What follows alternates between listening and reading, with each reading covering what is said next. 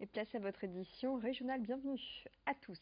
L'information de ce mercredi 16 octobre avec la grève des salariés de Conforama. Les syndicats dénoncent les conditions du plan de sauvegarde de l'emploi proposé par la direction alors qu'une nouvelle réunion de négociation s'est tenue hier.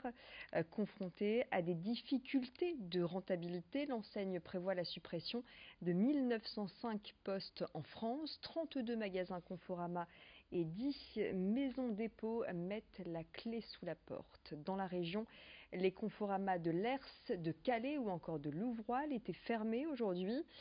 Concernant les conditions de départ, la direction propose un forfait de 1 000 € aux salariés ayant moins de 10 ans d'ancienneté, 2 000 € entre 10 et 20 ans d'ancienneté et 2 500 € au-delà. Des primes de licenciement jugées dérisoires par les syndicats. Le groupe Steinhoff en fait a été pris de malversation comptable en décembre 2017. C'est aujourd'hui la seule cause du mal qui ronge Conforama. Ce n'est pas les erreurs stratégiques comme veut bien nous faire entendre la direction. C'est d'abord une question de trésorerie. Et il faut savoir aussi que Steinhoff a quand même réalisé sur l'année précédente 18 milliards de chiffre d'euros de chiffre d'affaires. Donc il faut quand même qu'ils mettent la main à la pâte parce que si demain des salariés sont virés, c'est à cause d'eux, donc il faut qu'ils indemnisent le préjudice subi. Direction d'Èvres, à présent, une centaine d'agriculteurs s'est rassemblée devant l'ONC, l'Office national de la chasse, à l'appel de la FDSEA et des jeunes agriculteurs. Le but de ce rassemblement, soutenir une famille d'agriculteurs poursuivis pour avoir abattu 2 sangliers sur son exploitation. Ces manifestants sont venus protester contre cette décision et la façon dont elle a été prise, mais aussi dire à quel point la prolifération des sangliers est, selon ces manifestants, dangereuse pour leurs exploitations, mais aussi pour la santé publique. Corentin Escaillé était sur place. Puis, oui, tout à fait.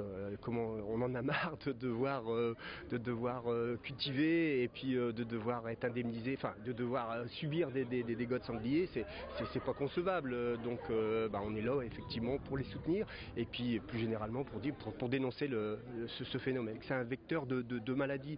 Et la peste porcine, je vous dis, elle a démarré en Pologne, elle est arrivée en Belgique, elle est là à nos portes. Bon, elle a vraisemblablement été véhiculée par le sanglier et la brucellose. La brucellose, c'est quelque chose qui avait disparu du département et on a eu un cas l'an dernier du côté de Marquise. Je vous dis, ça n'a pas été prouvé scientifiquement que le vecteur de la maladie est le sanglier, mais il y a un risque probable que ce soit lui qui est en cause. Une avancée scientifique et médicale à l'Institut Pasteur de Lille, c'est celle de l'équipe du docteur Jamal Khalif qui vient d'identifier un gène spécifique responsable du paludisme. Cette découverte pourrait contribuer à la recherche de nouvelles cibles thérapeutiques pour lutter contre cette infection qui se transmet par les moustiques. C'est Rémi Desremeaux qui est allé à la rencontre de ce docteur Jamal Khalif. Actuellement, en l'absence de vaccins efficaces, les principaux traitements antipaludiques sont des combinaisons thérapeutiques à base d'artémisinine. Et avec l'émergence de résistance aux traitements actuels, de nouvelles cibles thérapeutiques doivent être étudiées. Alors cette découverte ouvre de nouvelles voies à la lutte et à la création de traitements contre le paludisme. Explication. Cette découverte d'un gène spécifique chez le Plasmodium vise bien sûr à mieux comprendre la biologie de ce parasite qui est surprenante puisqu'il est capable de donner la naissance à 7 stades différentes, infecter 2 hôtes, passer à travers 3 tissus et vivre à des températures variantes, tout ça avec un nombre très restreint de gènes qui sont à peu près 5300 gènes. La découverte d'un gène spécifique impliqué dans son cycle et dans sa transmission vise bien sûr à comprendre sa biologie, mais aussi qu'elle soit cible potentielle pour des traitements nouvelles et qui peuvent contourner aussi la résistance auquel on assiste aujourd'hui. Allez, tout autre chose, on parle musique à présent. Et après 5 ans d'absence, Marcel et son orchestre est de retour. Les membres du groupe se reforment. Ils ont ressorti perruque, froufrou, guitare et trompette pour 3 concerts exceptionnels prévus à Lille en décembre. Ils ont également sorti un double album mêlant inédits et titres incontournables. Hit, hit, hit, Hourra, c'est son nom. Et puis les Marcel et son orchestre seront à l'Olympia le 22 février. Une nouvelle aventure sur laquelle 2 des membres du groupe sont revenus.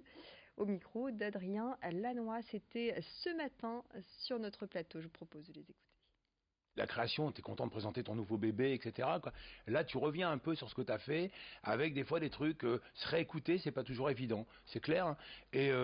Mais cette fois-ci, il y avait quelque chose de, sans être dans la nostalgie, quelque chose de fort marrant, quoi. Et puis se dire, bon sang, on a chanté ça, t'as vu, on a retrouvé des versions avec d'autres couplets, d'autres refrains et compagnie. On s'est des vraies trouvailles, quoi, des vraies retrouvailles. Ouais.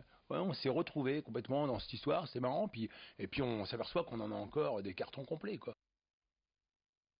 Voilà, concert à guichet fermé à Lille au mois de décembre. Voici quelques extraits des concerts Marcel et son orchestre. Ils sont là qui me guettent dans un coin de ma tête, plein de renâtres. Ils attendent que je prie et me savent en sursis, plein de renâtres. Plein de renâtres. Plein de renâtres.